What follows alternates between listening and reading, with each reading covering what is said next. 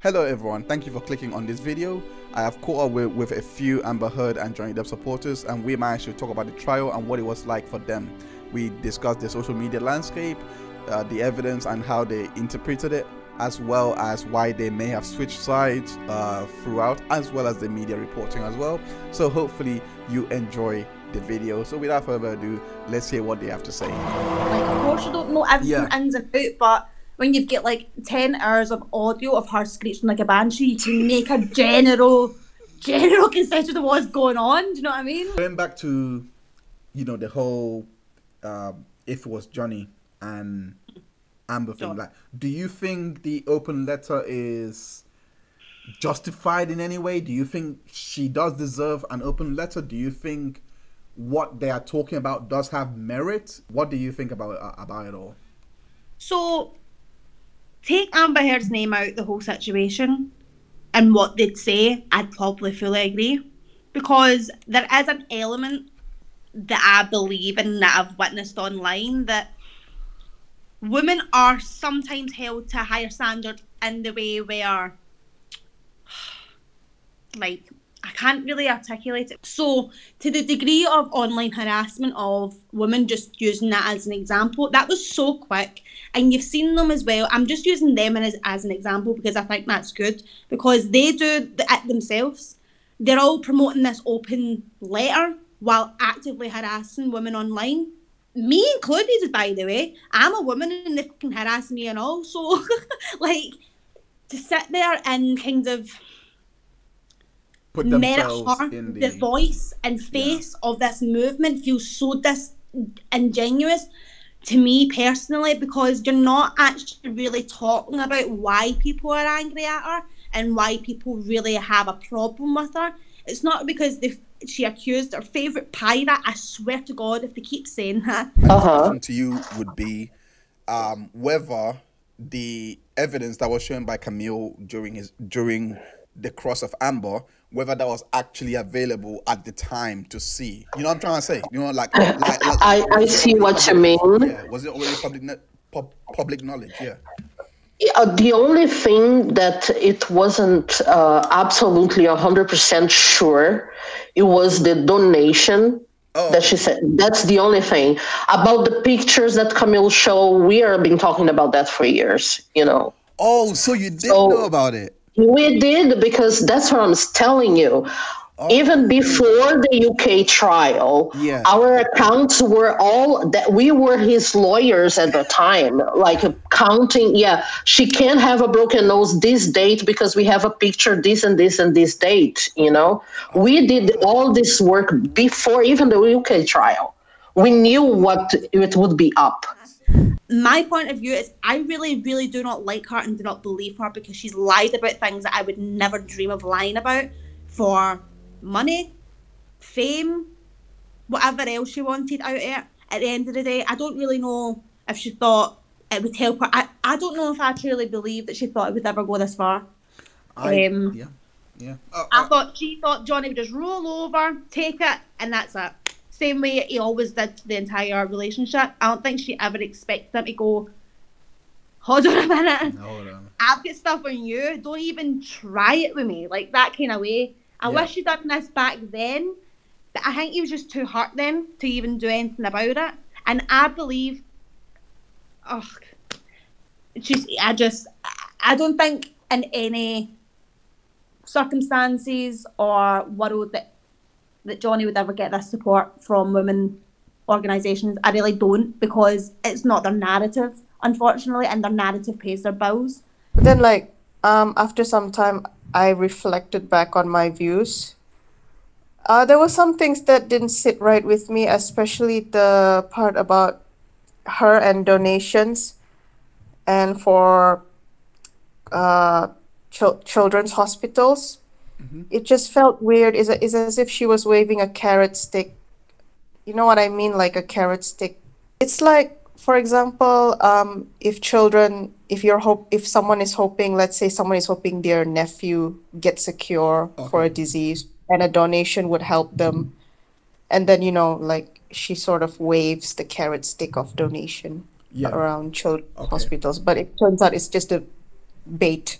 Yeah. Does that make sense? Yeah. I understand where you're coming from. So Amber Heard supporters do say that, you know, I've seen some that say things like, oh, it doesn't matter regardless because it was actually her money to donate if she wanted to or not. There's some that say it wasn't about, you know, it wasn't about her donations for the trial. It was more about, you know, whether the violence happened or not, and many other reasons. So those are just the thought I can think of in my head.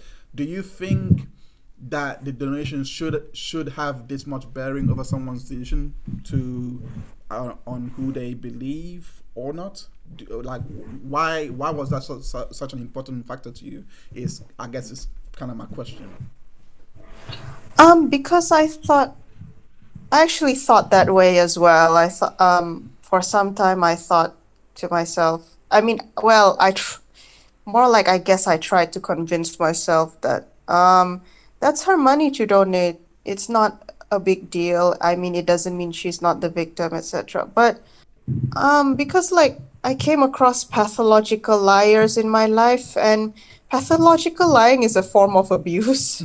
So yeah, so it's like, when I look more into it, it just doesn't add up. And then I was reflecting on my own decisions in life, like that I should stop excusing abuse just because they're from women, especially that I myself have been abused by women. Like in my life, I have been abused by women, lied to by women. So why should I excuse abuse just because it's from a woman? So, you know, I came to all these conclusions and it just add up. So that's why I stopped supporting her. I wouldn't say I'm a Johnny Depp stan. Like, I wouldn't say like, oh, I would buy a ticket to see his concert or anything. No, yeah. But I stopped supporting her when, you know, I assessed all those things in my head. Done about that. It was just kind of like, oh, this guy sucks. But it stopped there, which is strange because he actually does in that September 2015 audio say, nope, sorry.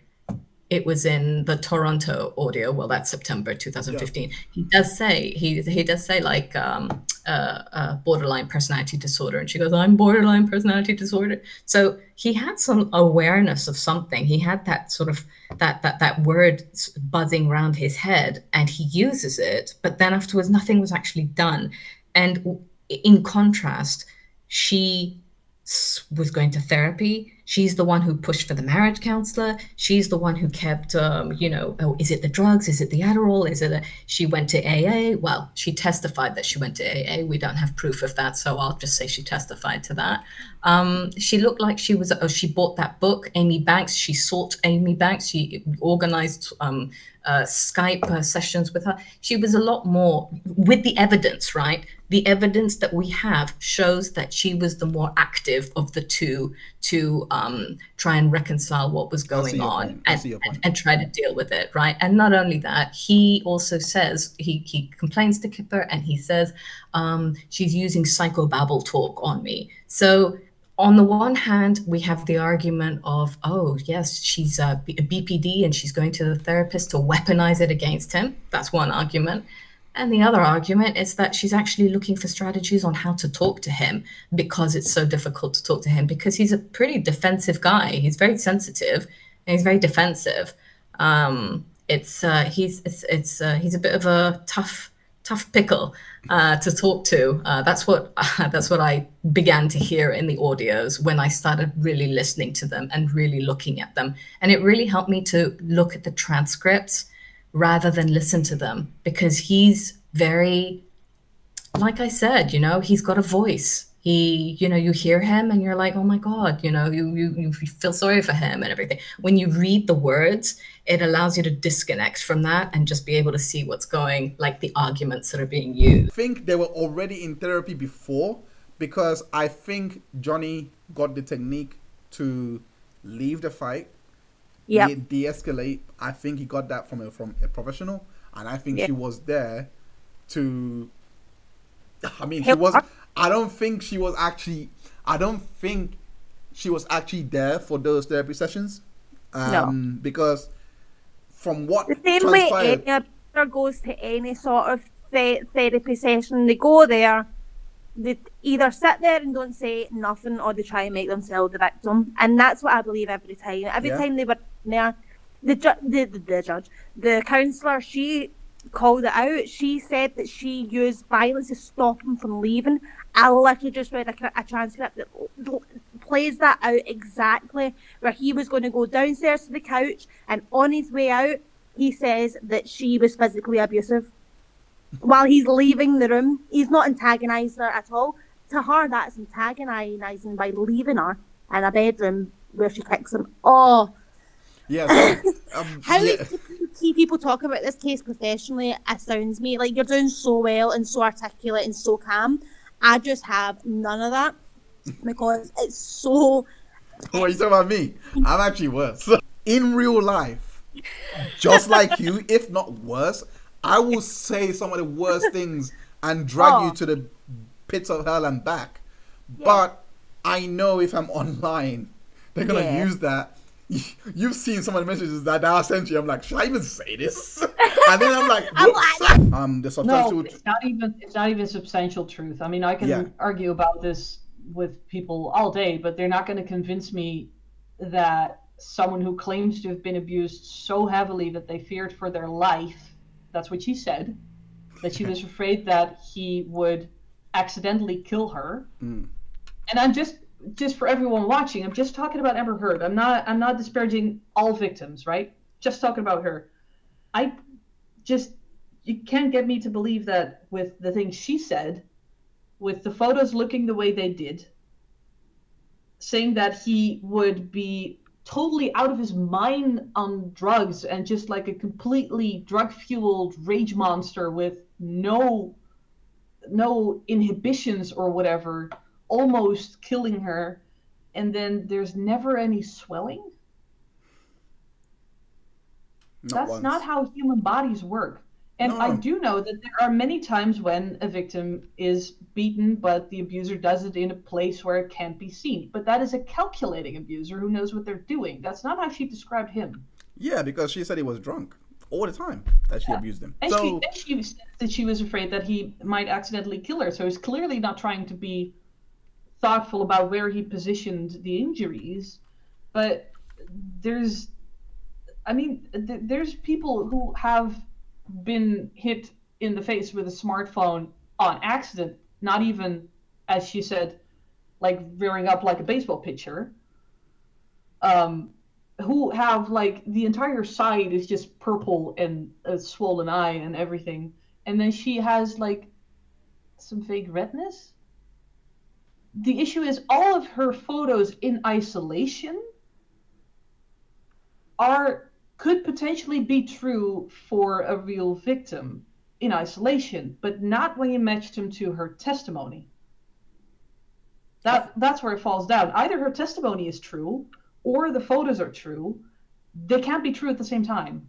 That doesn't work. Pretty sure nobody heard about the audios at all.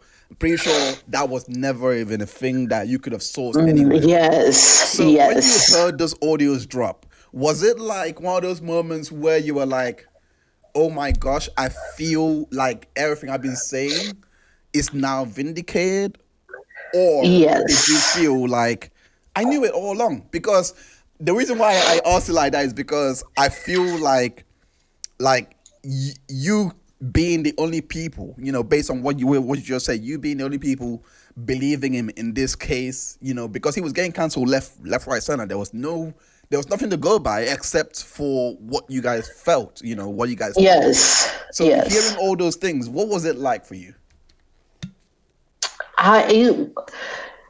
It was more of I remember that vividly because I said, see, we're not crazy. We are not just crazy internet lunatics.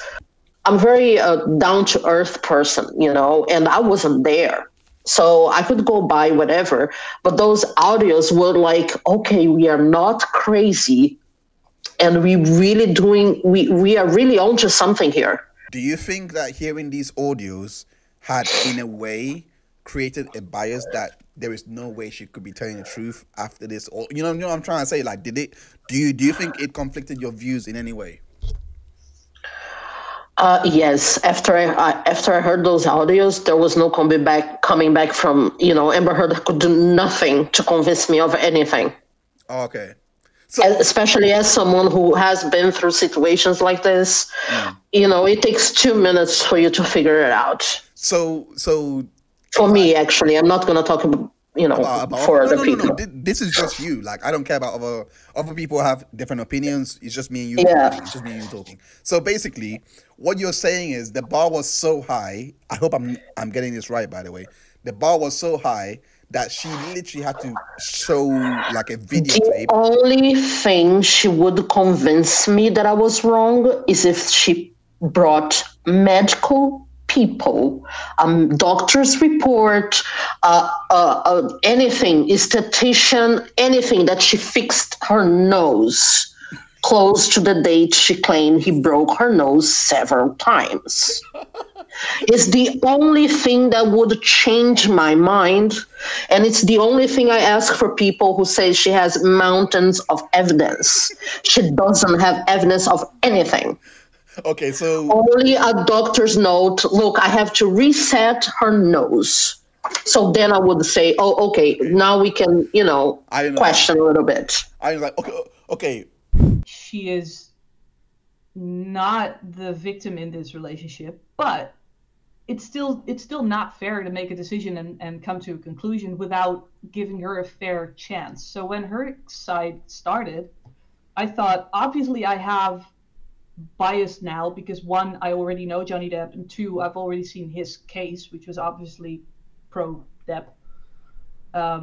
So I had all this bias already. So what I did to correct for it was I tried to watch her side of the case as if it was already a proven absolute fact that she was indeed abused, so that I wouldn't filter everything through skepsis, but I would try to trick my brain into believing her and then deciding whether or not it still fit, instead of having her climb the mountain of the bias that had been created earlier. And it worked pretty well. I had to keep reminding myself, like, just act as though it's an absolute scientifically proven 100% truthful fact that she was abused and that she's speaking the truth, and then look at it that way. Yeah. And I still couldn't make that work. He's a fantastic actor, remember that. So you can't help but, like, I can still watch it and be like, wow. But now I know the content, I can, like, it's a really interesting experience to be like, I know this man is lying, but at the same time, it sounds so bloody convincing, if that makes sense. Okay.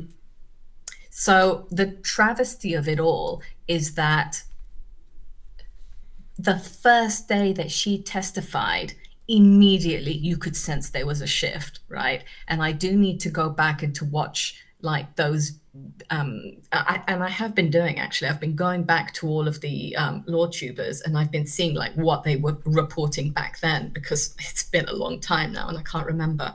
But I think that the first day that she testified, I'd say like 70% of people swung over and were like, oh my God, JD's telling the truth. And that's interesting, isn't it? That's interesting. The first day that she testifies, I think that there's something suspicious in that. I don't think it's as clear as she's lying because of the content. I think it has a lot to do with the way that she presented herself a lot. And you hear that a lot, like she tried to present herself as perfect. She didn't actually. But we all think that for some reason. It's weird. So that's why I think it's a travesty, because I do think that you're lawyers, right? And you need to kind of get past your own biases. Now, I understand that you're not actually at work. This is a different kind of work. So you can be a bit biased. You can have your own opinions. You're not in a court. You're not going to get fined for it. This is entertainment. LawTube is entertainment. And not only that, Emily D. Baker said something interesting. She said it on a stream with Natalie and that other lawyer, the young lawyer also, who's very quiet. Bree? Yes, breathe. Thank you. So, right, when you've got a depletion of serotonin, you need this in order to make yourself normal again. And Emily D. Baker said, like, "Oh, you shouldn't be providing medical experts." I remember listening to that. I liked it when she said that. You know, and I remember picking up those points like little antennae. I was like, yeah, because there was something weird about all of this for me. I also found it strange how there was all this talk about BPD, she's BPD. There was all this talk about this, but there was never any talk on his behalf on how tragic that is. Okay, it's painful for him, but how tragic that is and how he tried to help her by bringing in specialists, or how he went, or possibly how he would go perhaps to a therapist and go find out tools and how to handle it. There was no talk of that. And I found that very odd. That those were things that bothered me a little bit. I don't want to go into the idea that it's becoming, well, to me, it is becoming a lot more of a dominance rather than equality. But let me put that to one side and just ask, what actually is the main goal, looking at all the waves of feminism that is brought here today? What's actually the main goal? Oh man, I wish that I was qualified to speak on that for all women. I'm not. As a woman, I could say that my personal goal and my hope for other women was just the ability to live free as they chose to live. Okay. Without anybody telling them what they could or could not do, based on the fact that they're a woman. Okay. And both of us dancing around trying not to get canceled here. I hear it. I have come to the conclusion that she does use a lot of action words where she says hit, bruise, all those things, and I'm like, these things are not happening, you know. So I have come to that conclusion, which I think goes to your point in terms of how we perceive what they're trying to say, if that makes sense. Is that what you meant in terms of on his side? I'm not sure. That really swung me. I think what I'm saying is that he sounds like he's apologetic, but then afterwards, when I look at the transcripts and when I see that she's been trying to communicate the same thing or the same point for quite some time now, and actually the conversation seems to go off in different directions, I look at that and I know who's detracting the conversation now. I'll be quite blunt. I've personally been subjected to so much just abuse on Twitter simply for the fact that I support Depp, and I'm not a mean person on Twitter. I can lose my patience, but I try to have a decent conversation. It's really hard to trick people at this massive scale, because we're talking about a 6-week trial, right? We're talking about millions of people who side with Depp, while the mainstream media is just going off on its own thing and not siding with Depp. So the mainstream media isn't helping you. Millions of people who are siding with Depp, who've all got different sources. There are people who watched it with, for example, Legal Bites' commentary, or Emily D. Baker's commentary, or without any commentary, or people who only watched half the trial through summary clips or whatever, or who only saw what was in the media. Like, there are so many different sources. How on earth are you going to trick all those people while also tricking the jurors? It's just infeasible. Like, it's a conspiracy theory of the level of faking the moon landing. It would have been noticed. That kind of stuff leaves a paper trail. What did you make of the audios? Like, because I think it's time to actually look at the meat of the case. What did you make of those audios? Like, you listening to them in that moment of time, not now, but in that moment of time. Like, what did you make of it? At that time, I thought it was just some very toxic dialogues overall. I mean, Johnny did sound condescending at times. Like, I thought he sounded really condescending. But then when I think about it, you know, if you're pushed too many times, you could also be that condescending. I mean, if someone abuses me way too many times, I would also end up being condescending to some extent. So I thought that he was condescending at a time sometimes. Yeah. But then, like I said, I was reviewing my own views. Yeah. And it's possible he was like that because he was pushed. Radical feminism isn't necessarily, you know, terroristic. It's an actual school of thought, and it's a perspective that is basically saying everything is male dominated. Even if you don't recognize it in some way, there's a male dominance influence into what's happening. So they are calling for a complete reordering of all social structures to remove that from everything. And it can come across as abrasive to a lot of people. And it really, I think, just depends on how the speaker presents it. Okay.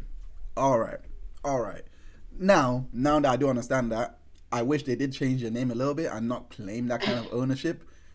I want to give it a bit of grace and say they don't want to take over the world and be the matriarchs.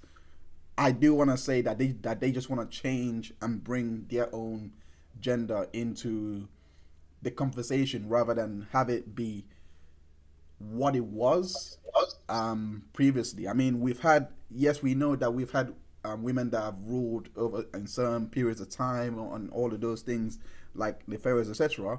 But I feel like from what you've explained, what they're trying to achieve is a kind of not it being this one time a female ruler ruled and then the rest are male rulers. Then this one time a female ruler ruled and then the rest are, you know what I'm trying to say? Like, right. I feel like they're trying to, that's their main goal. It's not necessary to get rid of all the men and put, women there, but to have that cohesiveness. Am I doing it some grace, from what you understand of what radical feminism is? Mm-hmm. Well, yeah. And I mean, it's important to realize that nobody is born into any of these ideologies, movements, or beliefs. They're all originated from somebody's life experiences. And, so you have to have the space to listen to that person and understand where they're coming from. But that's pretty much it. The radical feminism is just it's women that they don't necessarily dislike men or hate men. Some of them do, some of them don't. I can't speak for everyone. Yep. But the primary thing is that they feel as if they're viewed as other in society. Okay. Because of structures that were set in place before they were born. So they want to change that entire structure and remove the patriarchal setup so that they can feel like full people in and of themselves. Completely understand. So completely understand. So it's not necessarily an identity crisis or wanting to be seen. It's more of just having this idea that we are being suppressed, and we have been suppressed, and it's time that changed and fast. Exactly. Okay. Exactly. Okay, so the minute she sat down in the NBC interview, this is kind of what kind of sealed it for me. For you, like there was no coming back after this. She sat down with Miss Guthrie, Samantha Guthrie. Yeah.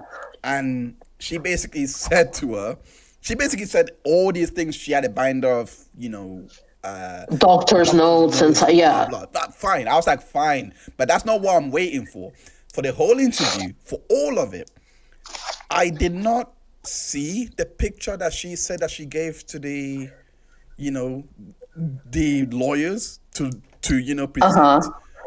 she turned around and said to the jury, she's so full of it. That's what I'm telling. Yes, that's what I'm saying. I mean, if she had those pictures, it would be on billboards outside. Do you know what I mean? Like, if it was not allowed, you know, in trial, if for whatever reason, if it was not allowed, I can understand completely why you would present it on an interview. You know what I mean?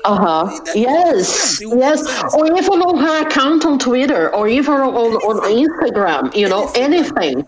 She provided hundreds of pictures of everything, of kangaroos, of beds, of everything. She has pictures of everything.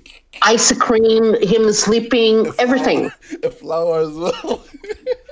Yeah, like really, no, that's why I'm speaking. That's why I said it. I mean, I know I'm a Johnny fan, but I'm trying my hardest to actually to remain objective. Yeah, I understand that, but it's too many. It's too much.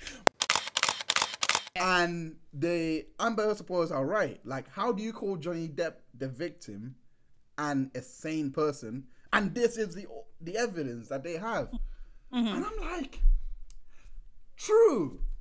No, listen. True, but can we please just go back to the mirror and please give me one good reason why Johnny Depp would leave his black finger and pick up a lipstick and start writing like, Carly said it better, babe. Why is Johnny Depp babe for one? He doesn't write. He calls her a whore and a slut. Why would he write babe? Like, no. Listen, he went absolutely off his nut, and I do not blame the guy. Imagine you're sitting there, your wife just lied to you about lawyers saying that they're trying to, like, I don't know, intimidate her, or doing whatever they were doing to her. Another lie after another lie. That's what they were fighting about, and then it was the lawyers. The prenup. The prenup bill and stuff like that. Yeah. She's such a headache. You decided to take a shot when you've been sober, and then it's like when all hell breaks loose. And then he didn't leave. I don't know what happened. He was sitting. The bottle flew past his head. I've said this to this day. See if that bottle hit him in the face, God knows what actually would have happened to him. In all fairness, you're gonna hate me for this, and I'm gonna be candid once again. I wish it did. No, I know. I actually wish it did, because this would have brought the case right there in 2015 in Australia, and it would have been litigated right there, and he would have been found. And they would have put up a long time ago. He would have been finished. He would have been finished, because there's no way you're going to that. How are you going to justify? You're a movie star, by the way, but bear in mind, like, he's actually very lucky it was just his finger. I think Amber Heard was reacting like that in those audios in response to the alleged abuse that she was possibly facing. I used to think that way, that it was reactive, but like I said, like it's like I'm coming back to my views, right? I was reassessing a lot of my views, and then like I can't conclude for sure, because after I looked into things, I think she's dishonest. She's not exactly an honest person. And I think I said earlier, I don't want to excuse female abuse, especially as I've been abused by women in my life. Yeah. I'm not sure if you know of Nate the lawyer, but I think... Yes, I know. I think he was in his space, and I found it very interesting. I found it very interesting that he said that women are more scrutinizing of other women, whereas males are more sympathetic. Yes, especially a pretty girl. That's what I share the same thought. Yeah. Especially because she's a lot younger than him. Yeah. Like, I actually, like, when he said that, he made me think, it's more likely that this outcome should have been in our favor. Because it is true, as a man, you would be more sympathetic and always and always looking at the broader implications of it, and you wouldn't just look at Depp and be like, Oh, okay. And I could tell you, because the lawyers who followed on YouTube, a lot of them were male, and a lot of them were absolutely 100% sure he's going to lose this. Yeah. And they all were convinced there is what uncivil law. He's pretty skeptical also, and he said, he's not going to win. And then, when she sat on the stand, he was, okay, Amber, I'm done with you. Because it's a very on the face, There's no way around it. They chose a crazy horse to run that campaign. I mean, to even make your point, and I know they bring up loyalty a lot, but to even make your point stick even more, they don't bring up this guy, because I think this guy destroys their whole. Yes. This guy, not on civil law, by the way, Hogue law. Hogue law is never brought up at all. Yes. Yes. All those people are brought up, never Hogue law, because Hogue law was actually on our side to the very yes. end. Yes. I got a little bit annoyed with him in the beginning, even. Wait until you see the evidence so you give your opinion. I literally saw the chat because I was watching on Legal Bites. Everyone in the chat was literally annoyed with the guy. They were like, come on, yes, how do you not see I know. This? Yes. That's when I moved to Emily, the baker. Yeah. I can't because, I know too much about it. Yeah, no. It was beautiful to see them changing their minds. The first cover letter, which, where Samantha Spector, I think was her name, her original attorney, requested the penthouses and the spousal support and all of this. That was probably the first time I thought, well, this is different. This is unique. And that was where I first questioned what was happening. Okay. And then in California, domestic violence affects spousal support. So the day that she showed up with bruises was actually the day of their spousal support meeting, and Johnny Depp had. Yeah. Domestic violence affects. Wait. What do you mean by that? Like, let's actually hit that point, because I didn't actually know. California has preemptive laws on division of property based on findings of domestic violence, and it's interesting because if you were found guilty of domestic violence, you're not allowed to get spousal support or anything from your spouse.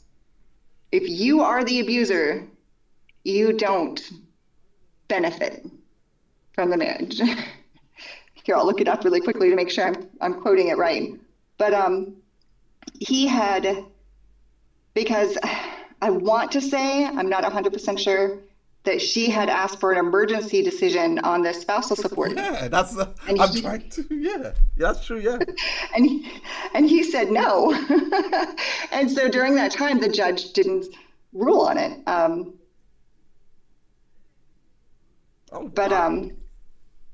Yeah, I believe that the day she showed up on bruises was also the day. And then somebody pointed it out on Twitter today that she told IO by text that it was going to be in TMZ on Monday anyway. So there was no need to have Depp arrested. And this was the night, and I'll see if I can find it. I'll send it to you. Yeah, please. I need to, Domestic violence conviction and the consequences in California on spousal support is one of the areas where fault is heavily examined. In a California family law case where one spouse has been convicted of an act of domestic violence against the other spouse within the 5 years before divorce proceeding, there is a rebuttable presumption that the convicted spouse should not receive a spousal support award. So that opens a whole can of worms, because she knew he had those recordings. So, and to me, those recordings were very convincing that she abused him. That's making me think. So, see? Whoa. Now I'm going to make you think harder. Yeah. Working in a paper in the US, what we do is, if we can vet our source well enough, that's it. Oh, yeah. That's all we have to do. Oh, okay. Oh, I did not. I should have started with that. I should have actually led with that. What is actually your work background? Like, what's actually your, your experience and your journey in life? What's that been like? Well, I was in the military. I got out of the military. I had children. I worked in a couple of different, odd jobs until I found my place. I worked as a family law paralegal for a bit. Oh, nice. I have a bachelor's degree of all things in business. Same. Considering all her lies, I would believe Stephen before I believe her. But I agree that text, it could be something like, oh, okay, so something happened in the flight. Okay, so let's take it for face value, yeah, that he did kick her just that once. That's the one evidence that you have to prove abuse. Just that one evidence. Does that extend to all the other incidents? And he should have lost the case. Absolutely not, because I believe Steve. Because you see, I've experienced this kind of person like Amber Heard. So I've said many things that I didn't want to say just so the argument could be over. So it's plausible that could have happened. Not that because also it's just like she said that Adam Waldman threw the newspapers at her, and he probably sat on the table and she's making a huge deal. And let's say that Johnny slapped her on the butt on that flight and she turned it into a kick. That's the problem with liars. Oh, wait. I just imagined a scenario. Are you saying like he probably meant something like, lying up? Just like when boyfriends and girlfriends are joking and you just get a slap on the butt, like, I don't know, couples do that a lot. In Brazil, couples do that a lot. You go and slap the person in the butt on a joke, not to hit the person. And she turned that into a kick. Because that's the kind of a person she is. She exaggerates everything. Oh, it's interesting that you mentioned exaggerations. Because I feel like, what did you make of the Australia account of what happened? Because that's horrific. That was I mean, like, do you think that there was possible truth to it? Not at all. Why do you say that? Because if that had happened to her, she would need a doctor to check on her. What makes you say that? Because she's making big claims. She's claiming, the R word with the bottle. She's claiming she walked on glass to make him coffee. So her foot would be all cut up. Okay. I might be confusing this with the march. No, I'm not sure. No, you are right. Like she did say that she was... walking on glass. Everybody's a liar except for Amber. Yeah, like she was dragged through glass. Through glass. Anyway. Okay, and then she wore the R word with a bottle. Now,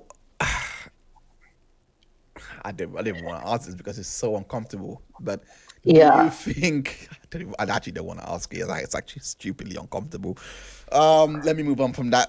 You know what? Let's ask it. You can ask me anything, Let's ask it straight to the point. Yeah. You explain this to me like I'm 5. If you are R-word with as she said, quote unquote, broken bottle, a square bottle, which she later changed to. She felt it was broken, it felt broken, if you were to hear that account, explain it to me like I'm 5. What would be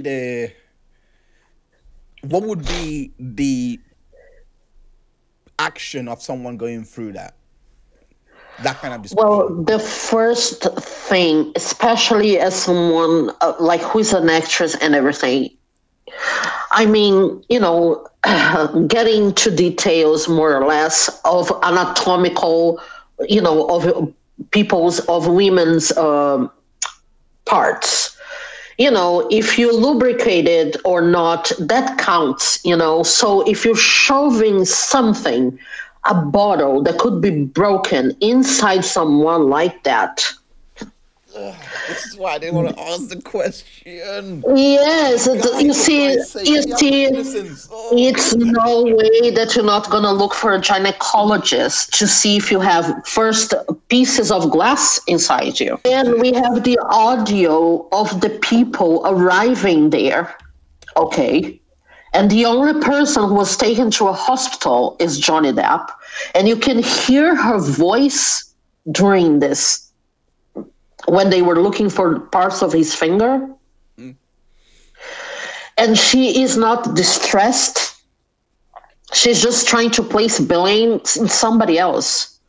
And if something like this horrific happens to you and you've been dragged to glass and somebody inserted a bottle, a broken square bottle on you, and you know you've been punched repeatedly, there is no way, my dear, that you're not going to say, please help me, I need to get out, I want to go. Of course, people react differently. It's just not plausible to me. Yeah. In my life experience, I will say that to make that very clear. I've been through violent situations in my life. I've been under violent, real violence, you know.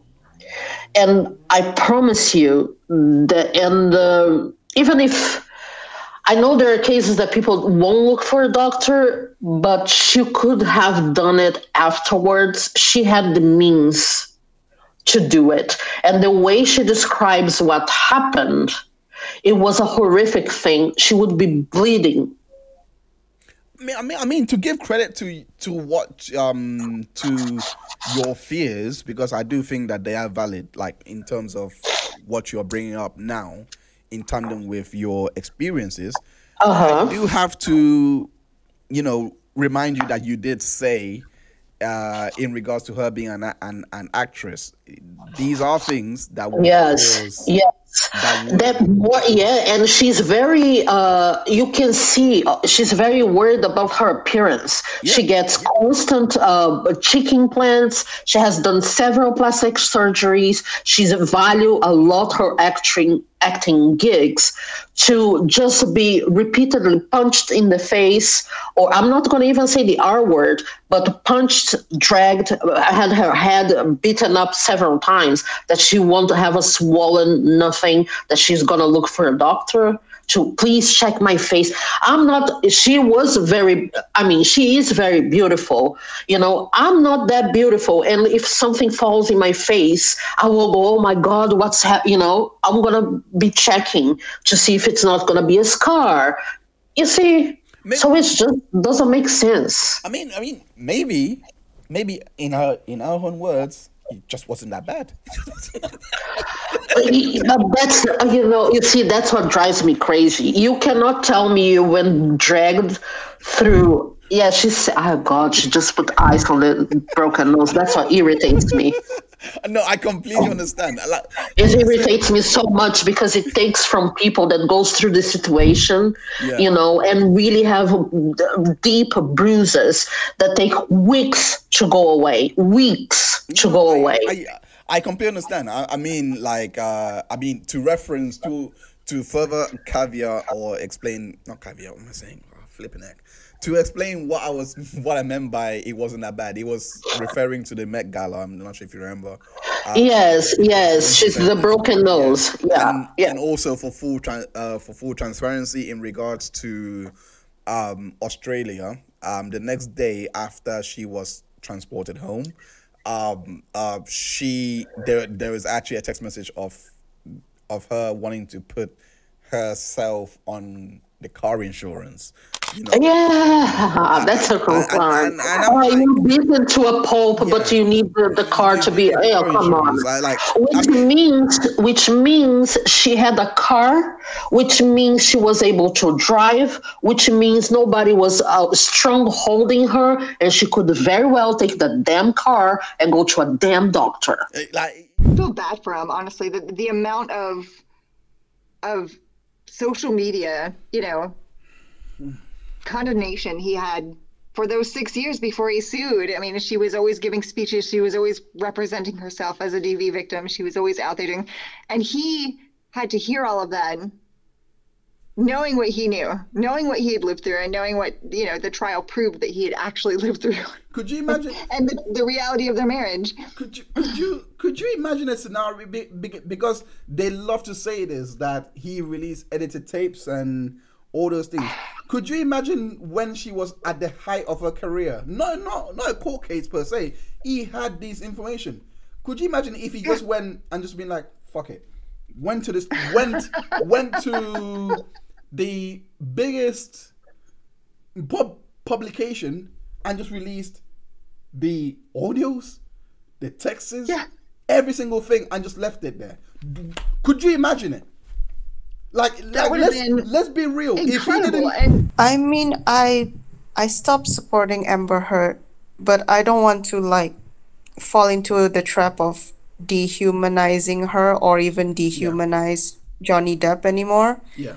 Because like my view is that they're still human beings and they kind of deserve a chance to move on. Looking back. Well, I think people should there are people who should be more aware of how they come across on social media, whether they support Amber Heard or Johnny Depp. I mean, it will affect how you see things in 5 years' time. I mean, can you imagine in 5 years' time you look back and say, oh, I name called this person on social media because I supported Johnny or Amber or something. Like, you know, like, I guess be more aware of conduct of behavior, because, you know, in 5 years' time you might regret, for example, harassing someone on Twitter just because you support Amber or because you support Johnny. You know, it could go either way. Yeah. It's within, just mad. One last thing. Okay, so what are your final thoughts with all of this? Like, what? Any dying declarations or? I don't know. I don't know. I feel like until, I don't know if Johnny was ever going to release like anything to do with this case ever again. I don't think if he'll ever disclose it or anything. But if he never does, I can't help but say that I'm going to be always unfulfilled with the case, because to an extent where, just personally, I think the world knows. The world doesn't need to know. This very small part of Twitter, it's hilarious. And TikTok, it's just the folk from Twitter on TikTok. It's not any like bigger of an audience. And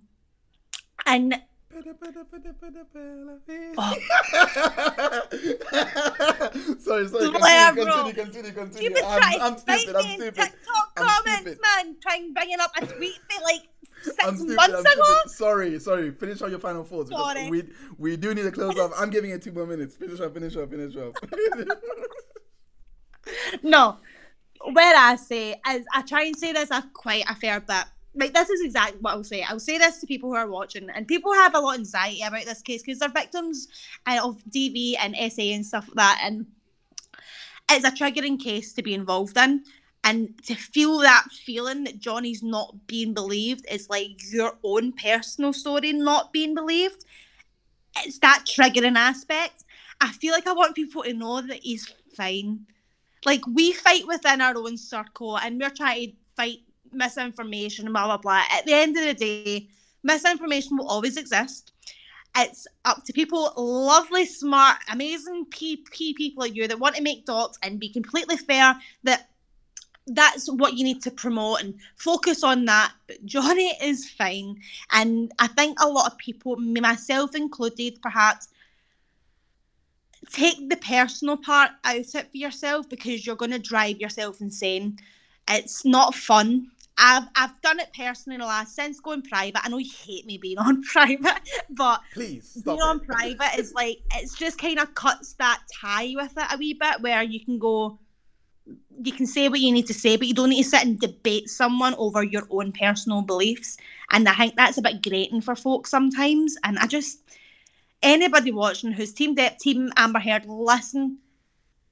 At the end of the day, they really are celebrities that really don't know us, and we're going so hard for them right now that it's like, it probably seems a bit insane, but I feel it. I think anyone following me that knows me from my private, I think I have been told I'm insane, if I'm being honest with you. I think there was a guy at work actually that saw my Twitter and was like, oh my gosh, how did you get so many followers, sort of thing. And I was like, I don't even know. Like, all I do is just chat about, talk about cases and stuff and that. It's like, what do you talk about? And I'm like, I just talk about, Amber Heard and this and that. It's like, Amber Heard? You're still talking about that? It's like he's like, you still talking about that? I'm like, yeah. Exactly.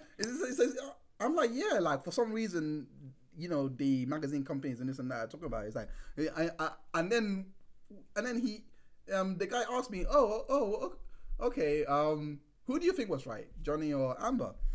And I was like, I actually hesitated. I was like, Johnny, of course. And then the guy, and I was like, you? And the guy says, Johnny, like anyone that listens to that case, like doesn't everyone think? Like, see when you're not and in school and you actually go out into public and you interact with real human beings who actually have full developed brains. I know I'm 2 years off, but like, you realise, I was literally with a client today. I was drying her hair, and what was it I brought up? I said, oh, did you hear about the open letter thing? And she was like, no. And I'm like that. Every movement needs a face.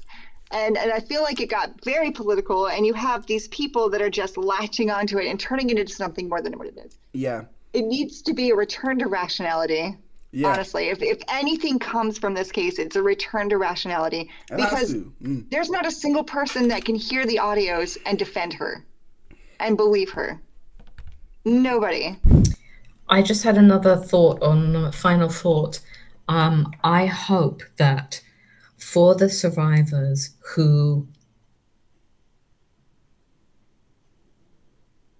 never fought back and never shouted back, I hope that they can heal from their experience, and that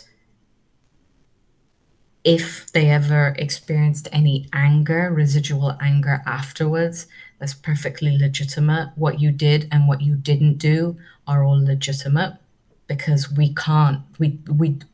not perfect, and we don't always get it right. And sometimes not standing up for ourselves can haunt us, right? Can make us feel really bad. And I also, hope that survivors who did shout back and who still feel very ashamed of it are also able to heal, because it wasn't your fault. Because I think that, if anything, for me, this entire trial had the main theme of it was, what is reactive violence?